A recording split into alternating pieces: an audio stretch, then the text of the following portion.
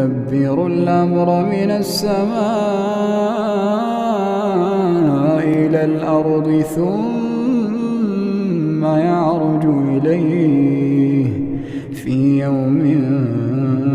كان مقداره 1000 سنة مما تعدون. ذلك عالم الغيب والشهادة العزيز الرحيم الذي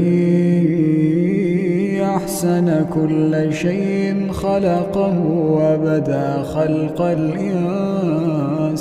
من طين ثم جعل نسله من سلالة من ماء